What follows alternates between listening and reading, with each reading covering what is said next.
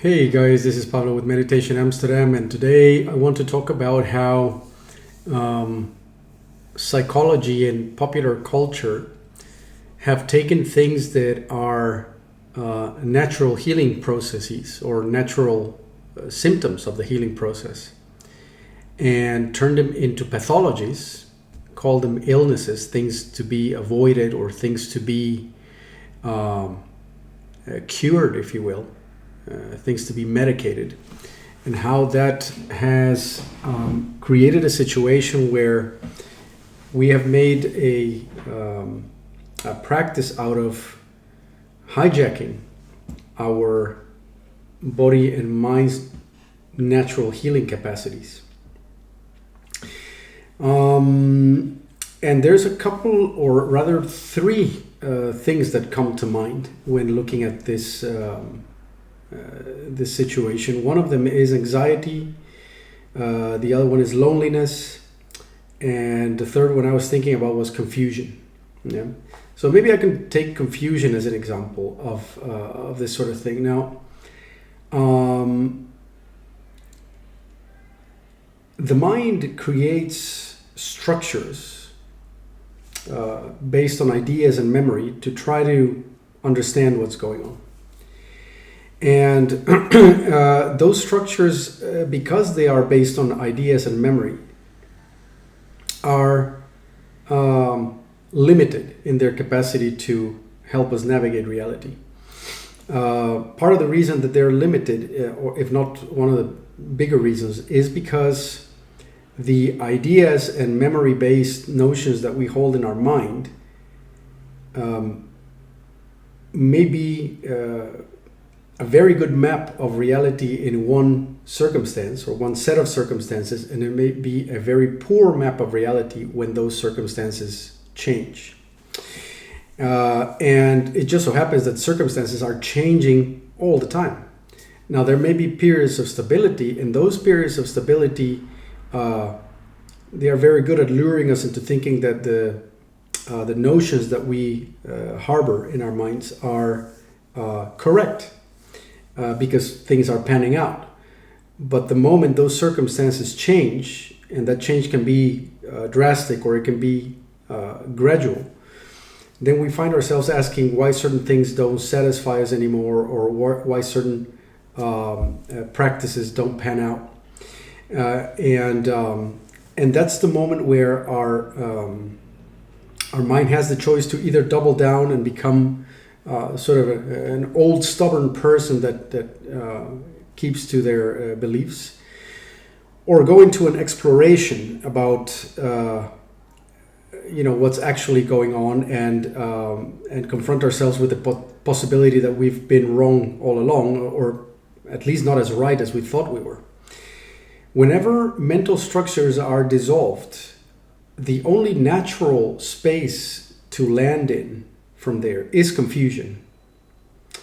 And confusion is a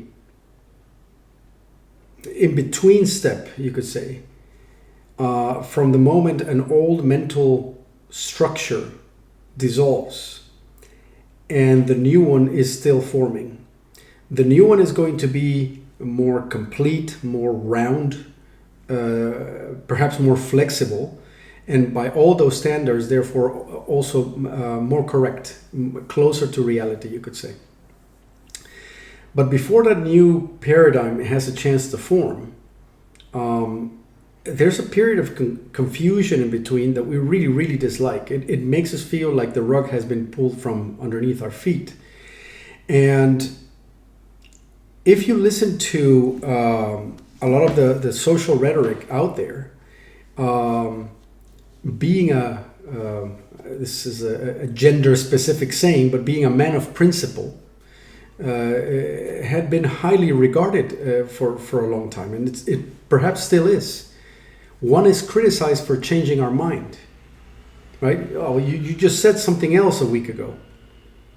Is a classic way of sort of shaming the capacity to change our mind, and therefore there's a kind of social incentive, but also a kind of intrinsic or you could say, internal pressure to maintain beliefs and certainty, and to double down, and to be someone who is, how would you say it, who's highly certain of the beliefs that they espouse. I've never had that, I must say. I've never been a person of conviction, and for the longest time, that felt wrong. It felt like something was wrong with me because my ideas were always flexible. I've been confused my entire life because I've always been able to argue both sides of pretty much any case, and on a practical level, that can be actually quite uncomfortable, but also quite ineffective. Right? So on the practical level, there comes a point where you just need to sort of make a call and get on with it. But to confuse that practical level and the benefits of certainty on a practical level with being certain and about how things ultimately work is a tremendous problem. And it's a tremendous problem also when asked what is your direction in life, or what is the meaning that you want to give to life. To say that the meaning that you want to give to life and the direction that you want to take to life, and to take those as things that you ought to be stating in words and be certain about, I think is a tremendous, tremendous problem. Now, it doesn't need to be a problem for everybody. I think that there's a fair volume of the population who is of a turn of mind that is fairly repetitive and stable, right? So I've spoken in past videos about whose main concern is to produce and reproduce, right? Just completely karmic and repetitive. And my guess is evolutionarily we need the bulk of a tribe to be like that. Right? So that's not a criticism. It's just to say it doesn't work for everybody. And when it comes to growth, and when it comes to mental healing, having a stable turn of mind could seriously undermine these things, because people of a stable turn of mind also tend to be fairly judgmental and very rooted in their beliefs and stick to them no matter what. And that can be a tremendous problem. So we've pathologized confusion. We have pathologized the state of affairs in which we don't know whether it's left or right. And yet that is the very state of affairs that needs to arise, or that we need to face, when we show the willingness to dissolve mental structures that no longer work. Otherwise, we're going to be stuck, essentially. Yeah. So confusion is one of them. I think loneliness has been demonized in horrific ways. And I believe it was Jung or von Franz, his colleague, who stated at some point that there are layers of the unconscious that will not arise to the conscious level of our perception unless we go it alone for at least a decent period of time. But what is our chance of going it alone in a society that is constantly pushing for pair bonding? When you're already in your 20s and you're a child, and in your late 20s people are having kids and the rest of it, there is zero chance for a real path of individuation when you do this. It may happen to a degree because kids do bring up a certain maturation, need to become mature, certain pressures which are emotional, financial in nature. But I am not convinced that the life of the average householder provides enough loneliness for the real introspection of full individuation. I've not seen it a lot, actually. I've seen people who are pair bonded in families, if the family is nice and stable. I've seen them be emotionally and practically often more mature than loners like myself. Well, I'm not a loner by identity. I happen to have been single for quite some time, and I'm sort of grappling with that. And I'm grappling with this notion of loneliness and how it feels. how one is always in the back of our mind thinking, is my loneliness a healthy part of this process, or am I simply pushing people away, right? Always good to ask oneself these questions. Am I missing out on certain good things in life because of my living alone? And is there something pathological about it that I ought to look into? And yet at the very same time, I have zero doubt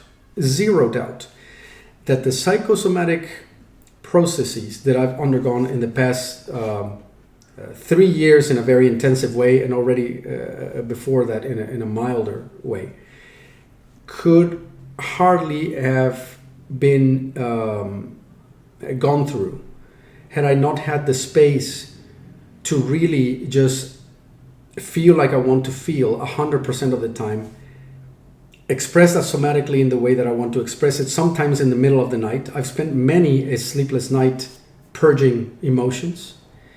I don't know what that would do to a relationship, to be frank, because I think that there's at some point an expectation of like, okay, dude, just get your act together, and can we not just have this sort of stable run at things?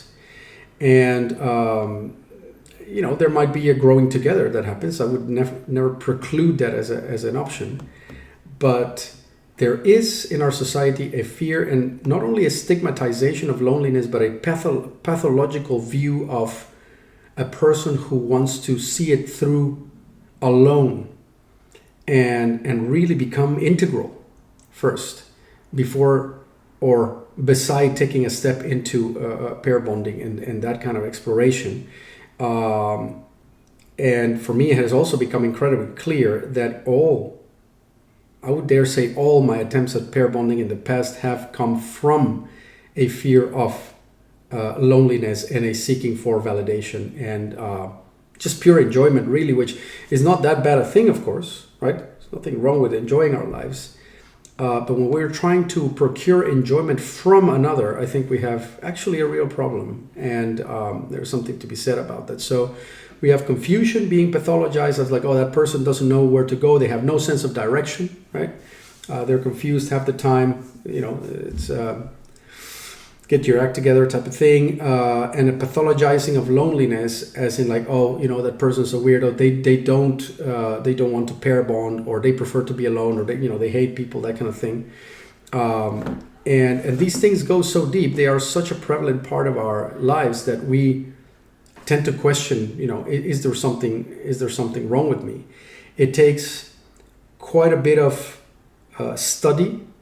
It takes reading from minds that have gone through a deeper, more interesting process, and not just give in to whatever your auntie asks during the family dinner of whether you have a girlfriend or not, or this sort of thing. So there's something there. The last one is anxiety. Anxiety has been pathologized. We think it's a pathology to feel anxious. Where what I see is anxiety being a natural response of a rather visceral pressures and fears that want to be able to come to the surface and be processed and fully felt. And so long as we keep pathologizing that, we just don't give ourselves a chance to feel what needs to be felt. We seem to have grown a little bit wiser about anxiety, but I think we're still not quite there. And to me, one of the signs of that is this whole clever phrase of, there is no point being well adapted to a sick society, right? Your anxiety is totally natural. You ought to feel anxious because you live in a sick society. And if you were not anxious, that means that you are as pathological as they are. I don't think that's necessarily correct if your anxiety is getting the better of you. I think it's not bad to have your alert system tuned to what's correct and wholesome and flashing a red light when something is not so. But if that red light cannot be turned off anymore, it has actually become pathological. So there's and it goes for loneliness, it goes for confusion, it goes for anxiety. There's something about those that they are elements that are crucial to the healing process, either as alerts, symptoms, or circumstances that need to be there. So anxiety is an alert, confusion is a symptom, loneliness is a circumstance that is almost a precondition for the healing to actually start. But all of them can go also too far, indeed, into the pathological. So this is, ironically, not an invitation to become more, well, not ironically, but clearly not an invitation to become lonelier, more anxious, and more confused. This is an attempt at helping us come to grips with the fact that those are elements that are absolutely necessary if you want to be a wholesome human being and an integral human being and undergo the necessary processes to be that.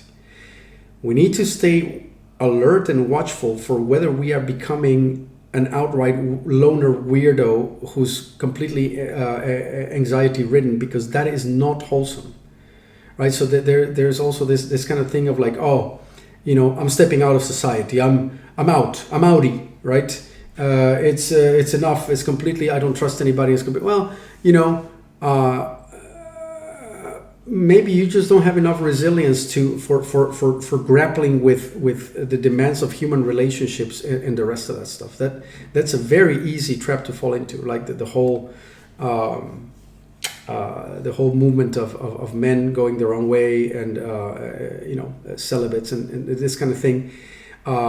I don't think I can espouse that. I can really understand where they're coming from, truly. But at the same time, to find positionality in that extreme is just too easy. That's too simple. You're not above the fray. Nobody is. And there's a price to be paid for thinking that you are. So be in there, grappling, right?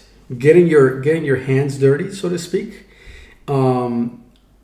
Whilst at the same time really working on yourself to be able to interact with what Buddhists would call the marketplace without getting entangled in it. And that's the real challenge. It's a very, very high, it's a very tall order, actually. It's very difficult to do that.